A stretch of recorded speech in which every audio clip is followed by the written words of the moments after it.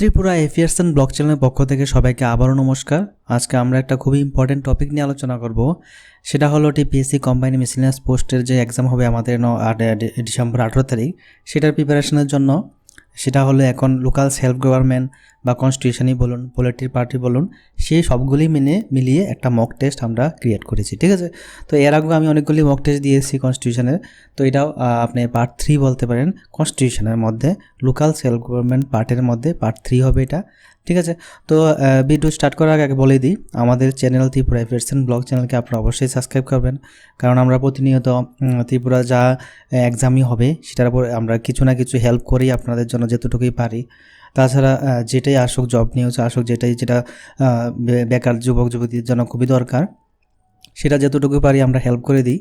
তো যদি প্রতিনিয়ত তোমরা নোটিফিকেশান পেতে চাও, আমাদের চ্যানেলকে অবশ্যই সাবস্ক্রাইব করবে আর বেল আইকনকে দাবিয়ে রাখবে, ঠিক আছে। তো এটা হলো আমাদের চ্যানেল, আমরা প্রতিনিয়ত গভর্নমেন্ট জব নোটিফিকেশান দিই যতটুকু পারি। যদি একটা ভিডিও দেখেও যদি কেউ হেল্পফুল হয়, সেটা আমাদের জন্য আমরা অনেক খুশি হবে সেটা জেনে, ঠিক আছে।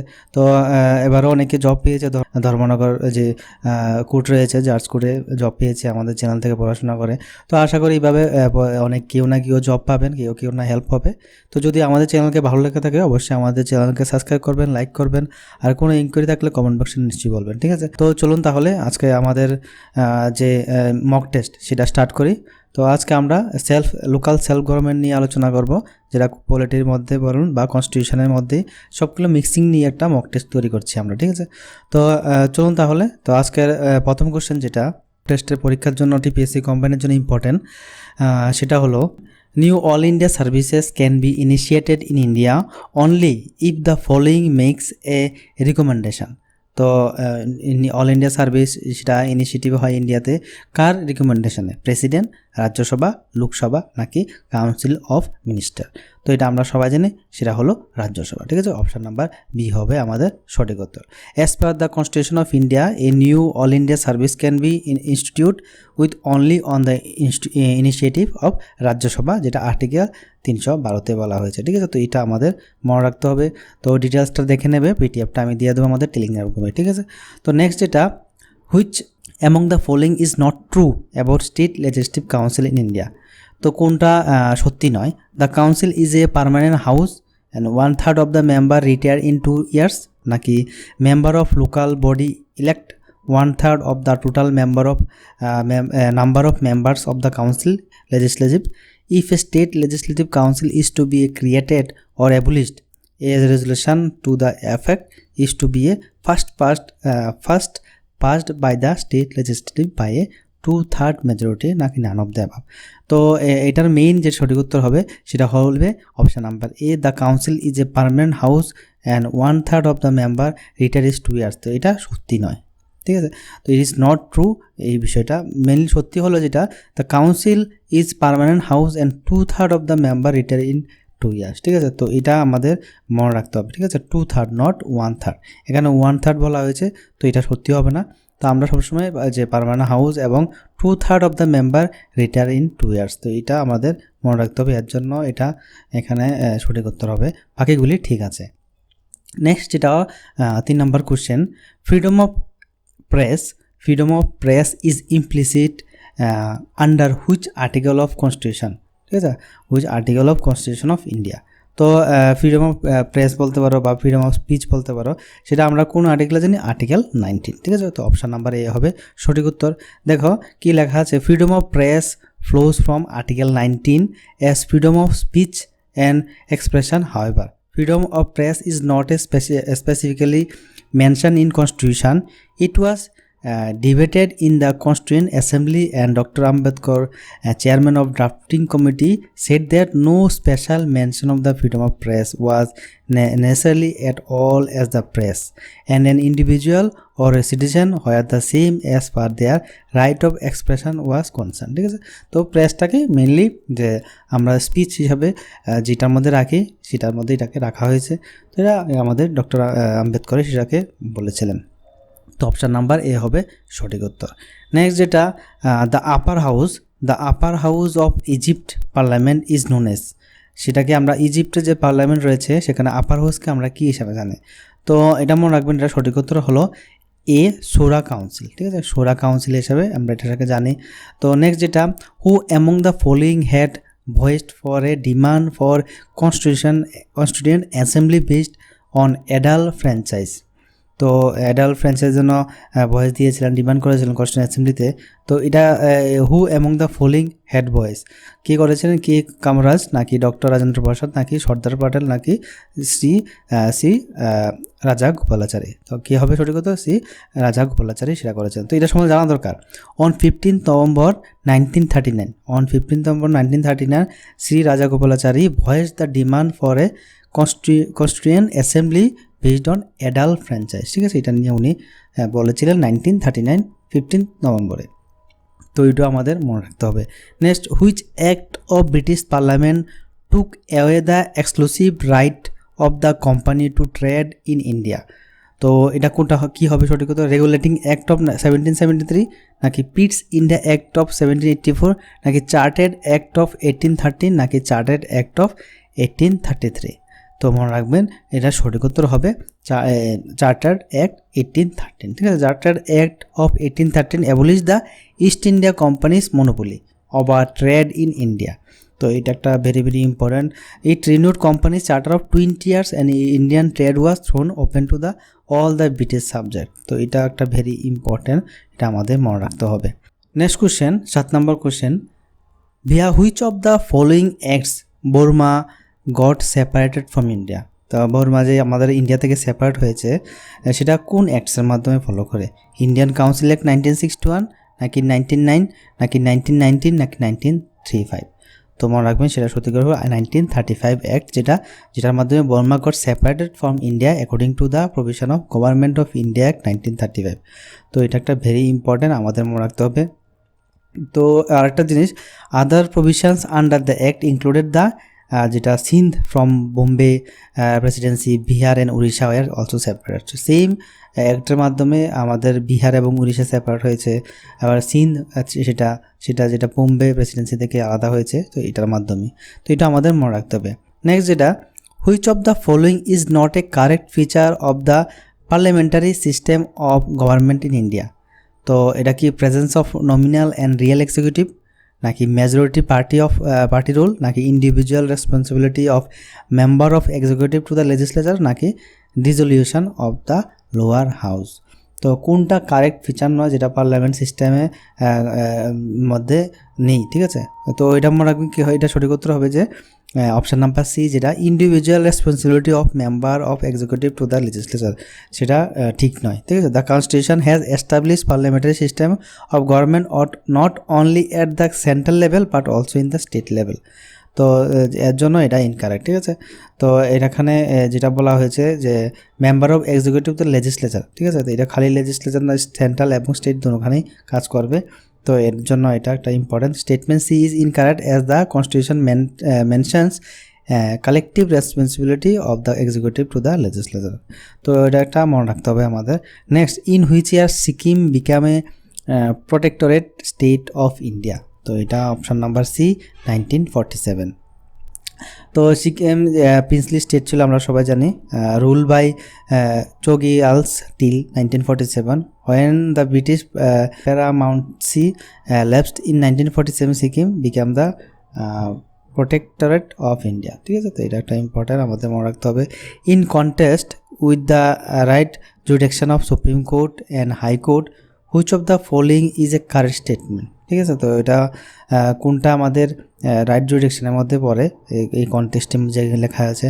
তো supreme court writ jurisdiction is broader with then the high court, নাকি supreme court writ jurisdiction is narrower then the high court, নাকি both supreme court and high court have equal power in issuing writs, নাকি supreme court can issue writs on only fundamental rights while high courts can issue right on only ordinary legal rights। তো মনে রাখবেন এটার মধ্যে সঠিক উত্তর হবে option number B.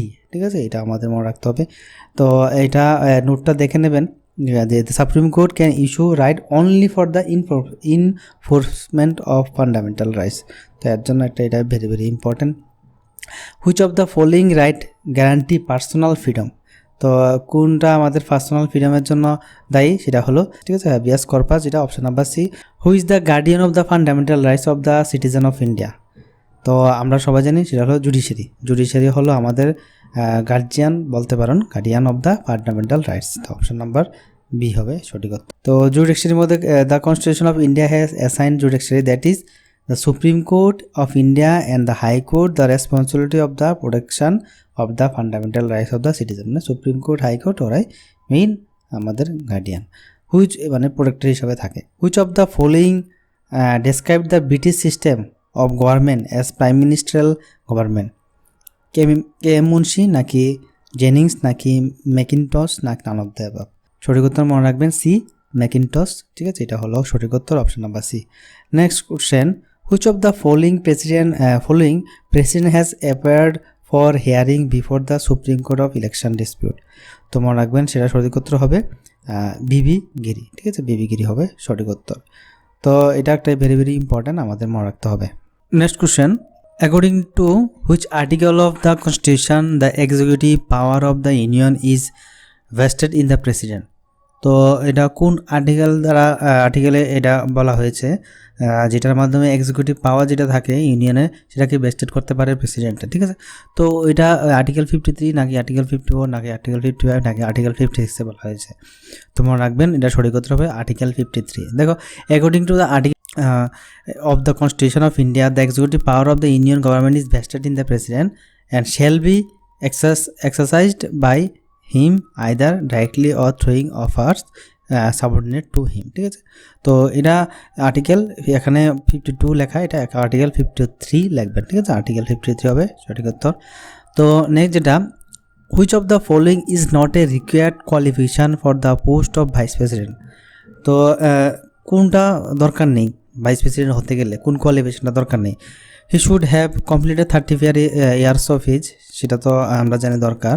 He should be qualified for election as a member of the Lok Sabha, তো এটার দরকার নেই। He should not hold any office of profit, সেটা he should be a citizen of India, তো এটির রিকোয়ার্ড আছে কিন্তু এটা দরকার নেই। ইলেকশন আছে মেম্বার অফ লোকসভা, তো লোকসভার মেম্বার হতে হবে, এরকম কোয়ালিফাইড হতে হবে, এটা কোনো দরকার নেই। A person should fulfil the following qualification to be eligible for the post of vice president. কী কী দরকার?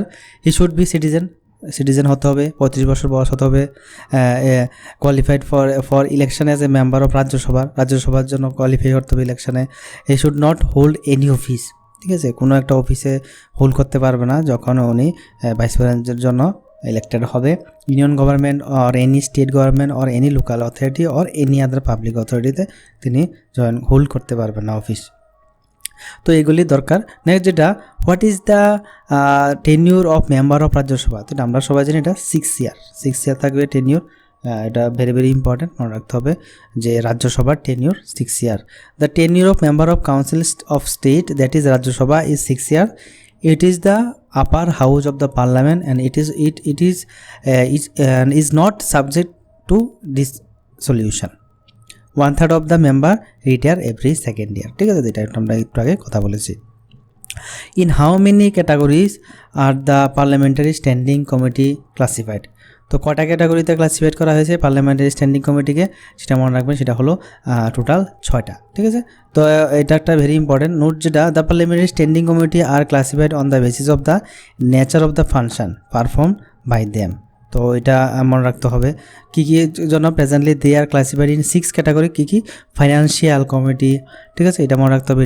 Departmental standing committee to inquire, তারপর committees of scrutinise and control committees relating to the day to day business of the house and housekeeping committees or service committees, ঠিক আছে, এটার মধ্যে হয়।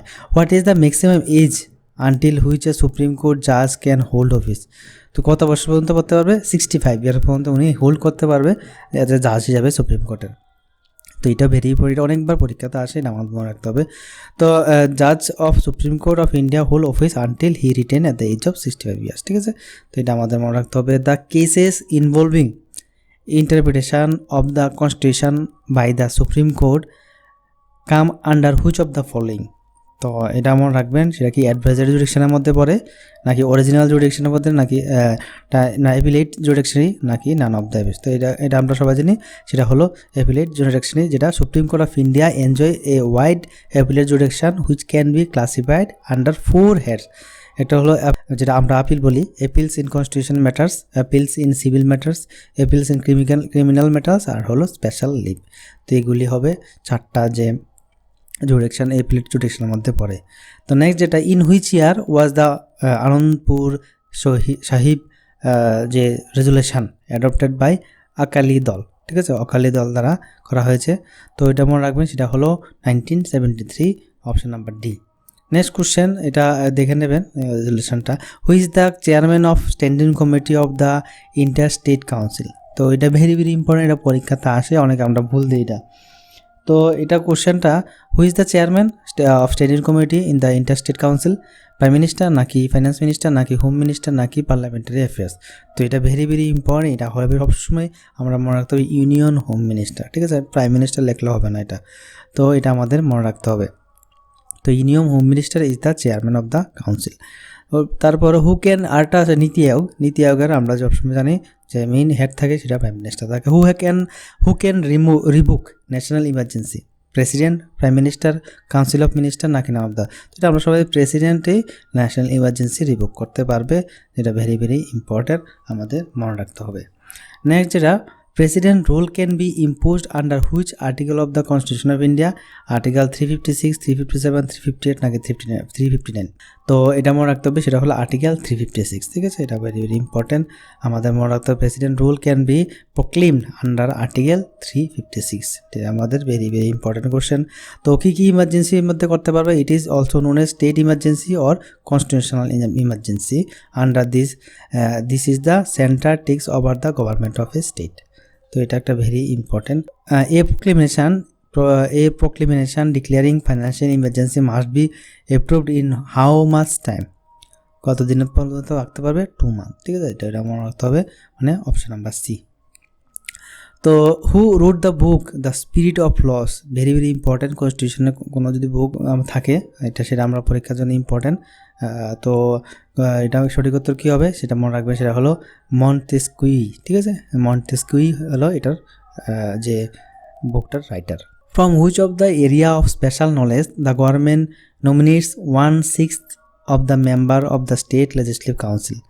তো কোন এরিয়ার উপর স্পেশাল নলেজ থাকতে হলে, সেটা কি কোঅপারেটিভ মুভমেন্ট, নাকি সায়েন্স, লিটারেচার, নাকি অল অফ দ্য অ্যাবাভ। তো এটা মেনলি অল অফ দ্য অ্যাবাভই হবে, সব কিছুর মধ্যেই থাকতে হবে।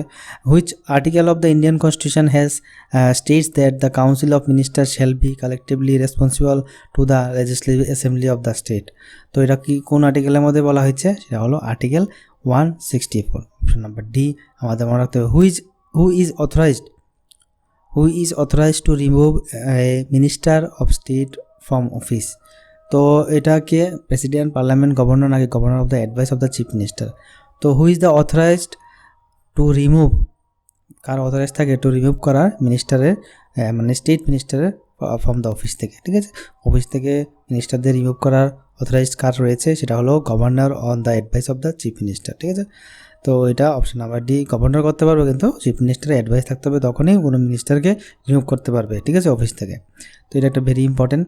Which article deals, direct governor লিখলে কিন্তু হবে না, এটা কোশ্চেনটা আমি তোমরা একটু দেখে নেবে, ডাইরেক্ট গভর্নর লিখলে হবে না, কিন্তু চিফ মিনিস্টারের অ্যাডভাইস থাকতে হবে, তখনই গভর্নর এটা আমাদের সাইন করবে। Which article deals with the appointment, tenure, responsibility, qualification, oath and salary allowance of the Minister of State. Very very important. কোন আর্টিকেলটা ডিল করে মিনিস্টারদের স্যালারি, রেসপন্সিবিলিটি, অ্যাপয়েন্টমেন্ট, এই কোয়ালিফিকেশান এসব নিয়ে। তো আর্টিকেল কত, আর্টিকেল হলো 164, option number B. Article 164 of the constitution of India deals with the appointment, tenure, যেগুলি আছে সেগুলো নিয়ে, ঠিক আছে। তো which of the following in the purpose of banking ombudsman scheme. তো এটা কোনটার মধ্যে পড়ে, এটা হলো option number B, to strengthen the grievance redressal mechanism of customers, ঠিক আছে, এটা মনে রাখবে, এটাই মেইন উত্তর। নেক্সট যেটা, where is the headquarter of national green tribunal. Very very important, অনেক সময় আসে। তো নিউ দিল্লি হলো ন্যাশনাল গ্রিন ট্রিব্যুনালের হেডকোয়ার্টার। নেক্সট যেটা এটা মনে রাখতে হবে হেডকোয়ার্টার। আর which section of the representation of people act 1951 says that the expenditure incurred by leaders of a political party on account of travel by air by and other means of transport for procuring program of the political party is not considered to be the election expenditure। তো এটা হলো option number C, মানে section 77। মানে এটা বলা হয়েছে যে মানে ইলেকশনের সময় যে এক্সপেন্ডিচার আছে, ট্রাভেল, এয়ার, এইগুলি ট্রান্সপোর্ট প্রোগ্রাম, এগুলি political party is not consider with election expenditure হিসাবে ইউজ করতে পারবে। কোনো পলিটিক্যাল পার্টি এগুলি ইউজ করতে পারবে মানে অতিরিক্ত পরিমাণে, একটা তো ইউজ করে কিন্তু অতিরিক্ত পারবে না, সেটা আমাদের সেকশন 77-এ বলা আছে। What is the maximum age till which the chairman and member of the state public service commission can hold office? সেটা আমরা সবাই জানি 62, ঠিক আছে, 62 ইয়ার্স। এটা স্টেট পাবলিক সার্ভিস কমিশন যে ওদের যে জব করার যে ম্যাটটা থাকবে এটা 62 ইয়ার্স পর্যন্ত ওরা হোল্ড করতে পারবে চেয়ারম্যান হিসেবে বা মেম্বার হিসেবে। তো এটা ভেরি ইম্পর্টেন্ট, মনে রাখতে হবে 62 years. In which year an audit board was established as a part of the office of CAG to associate outside specialist and expert? সেটা হলো 1968, ঠিক আছে, এটা আমাদের মনে রাখতে হবে। The Advocate General of State submit his resignation to which of the following? তো অ্যাডভোকেট জেনারেল যারা থাকে স্টেটস, ওরা যে জেনারেল স্টেটের যে অ্যাডভোকেট জেনারেল থাকে ওরা ওদের রেজিগনেশন কার কাছে দেবে? স্টেটের প্রেসিডেন্ট, গভর্নর, চিফ মিনিস্টার নাকি স্পিকার? তো মনে রাখবেন সেটা সঠিক হতে হলো গভর্নর কাছে দেবে, ঠিক আছে, স্টেটে হলে গভর্নরকে দেবে। তো এটা আমাদের মনে রাখতে হবে। তো নেক্সট যেটা, তো which of the following are the member of Niti আয়োগ? তো এখানে সবগুলি হবে, প্রাইম মিনিস্টার অফ ইন্ডিয়া হবে, chief minister of the all state হবে, তারপরে ইউনিয়ন টেরিটরি লেজিসলেচার হবে, ডোমেইন নলেজ যারা রয়েছে স্পেশালিস্ট ওদের হবে। তো অপশন 1 2 3 4 4 মানে অপশন নাম্বার ডি হবে সঠিক উত্তর। দেখো, the member of Niti Aayog consist of prime minister of India, prime minister থাকবে, chief minister of the states, তারপরে union territories of the legislature ওদের চিফ মিনিস্টার, তারপরে লিউটেন্যান্ট গভর্নর থাকবে, ইউনিয়ন টেরিটরিজের special inverse like expert specialist থাকবে, domain নলেজের ওরা থাকবে, আর রিজনাল কাউন্সিল থাকবে। তো এই নামগুলি সবগুলি থাকবে, তো এটা ভেরি ইম্পর্টেন্ট, মনে রাখতে হবে। Development monitoring and evaluation office had how many regional offices? তো ওদের কটা অফিস থাকে? 15, ঠিক আছে, অপশন নাম্বার সি। তো এটা আমাদের মনে রাখতে হবে। তো which of the following are the function perform by chief vigilance officer? Collecting intelligence about corrupt practices of the employees of the organization, নাকি ইনভেস্টিগেশন করে এলিগেশন নিয়ে রিপোর্ট অফ দ্য হিম, নাকি processing investigation report for further consideration? তো কোনটা হবে সঠিক উত্তর? তো এখানে সবগুলি হবে অপশন নাম্বার 1 2 3 সবগুলি। এটা আমাদের মনে রাখতে হবে যে intelligence, collecting intelligence about corrupt practices of the employee of his organization এবং এলিগেশন, সে সবগুলি নিয়ে কাজ করবে। তো এটা আমাদের মনে রাখতে হবে। নেক্সট যেটা, which of the following constitute the division of CBI? তো এটা কোনটা হবে? সেটা হবে ডাইরেক্টর, এটাও অল অফ দ্য হবে, স্পেশাল ক্রাইমস ডিভিশনও হবে, অ্যান্টি কারাপশন ডিভিশনও হবে, ডাইরেক্টরেট অফ প্রসিকিউশনও হবে, সবগুলি মিলে constitute the division of CBI. তো এটা ভেরি ভেরি ইম্পর্টেন্ট। তো আরেকটা যেটা কোশ্চেন আমাদের মনে রাখতে হবে, দেখো কী নিয়ে গঠিত হয়। একটা অ্যান্টি কারাপশন ডিভিশন থাকবে, ইকোনমিক অফেন্সেস ডিভিশন থাকবে, স্পেশাল ক্রাইম ডিভিশন থাকবে, পলিসি এবং কোঅর্ডিনেশন ডিভিশন থাকবে, অ্যাডমিনিস্ট্রেশন ডিভিশন থাকবে, ডাইরেক্টরেট অফ প্রসিকিউশন থাকবে, সেন্ট্রাল ফরেন্সিক সায়েন্স ল্যাবরেটরি। এই সবগুলি সিবিআইয়ের মধ্যে থাকবে। তো এটা আমাদের মনে রাখতে হবে সবগুলির নাম 7টা, ঠিক আছে। How many recognized parties were there on all India basis during 1952 elections? এটা হলো 14, ঠিক আছে। তো 14টা রিকগনাইজ পার্টি ছিল 1952 থেকে, ঠিক আছে, 1952 যখন ইলেকশন হয়েছিল। Next question, who appoint the member of national commission for এসসিস? তো এটা কী হবে সেটা মনে রাখবেন, সেটা সবসময় প্রেসিডেন্ট হবে। সেমভাবে যেটা এসটি থাকে ওদের national commission of schedule type, সেটা চেয়ারম্যান কে থাকে? পার্লামেন্ট, প্রেসিডেন্ট, রাজ্যসভা নাকি গভর্নর? তো এটা মনে রাখবেন, সেটাও সেম প্রেসিডেন্ট থাকে। তো এটা আমাদের মনে রাখতে হবে। তারপরে এটা একটা ইম্পর্টেন্ট নয়, national commission of protection of child rights, ঠিক আছে। Which of the following are the function? কোন নিচের কোনগুলি মানে function national commission for protection of child right. তো চাইল্ডদের যে রাইট থাকে, প্রোটেকশন থাকে, সেটা কোনটার সাথে জড়িত, নিচে যেগুলি লেখা আছে, inquiry into violation of child right and recommendation initiative বা initiation of proceedings in such cases নাকি examine and review the safeguards provided by or under any law নাকি undertake and promote research in the field of child rights। তোমরা রাখবেন সেটা সব same হবে, সবগুলি protect করবে। তো এটাও সেম হবে, অপশন নাম্বার ডি 1 2 3। তো একটু ভালো করে দেখে নেবে, ভিডিওটা পজ করে, অনেক বড় হয়েছে যার জন্য আমি স্পিডে করাচ্ছি, বুঝিয়ে সব কিছু করার সময় নেই। What is the maximum number of directors A cooperative society can have. তো এটা ম্যাক্সিমাম কয়জন নাম্বার থাকবে ডাইরেক্টর অফ কোঅপারেটিভ সোসাইটির, সেটা হলো 21। এটা আমাদের মনে রাখতে হবে। Which article contains provision regarding control of the union over the administration of schedule area and the welfare of schedule tribe. সেটা কোথায় লেখা আছে? আর্টিকেল 339 লেখা আছে এটা। তো এটা আমাদের মনে রাখতে হবে। তো এইগুলি ইম্পর্টেন্ট কোশ্চেন, আরও 1-2টা করে নিই, তারপরে ভিডিওটা এখানে স্টপ করে দেবো। বাকি কোশ্চেনগুলি নেক্সট ভিডিওতে আলোচনা করবো।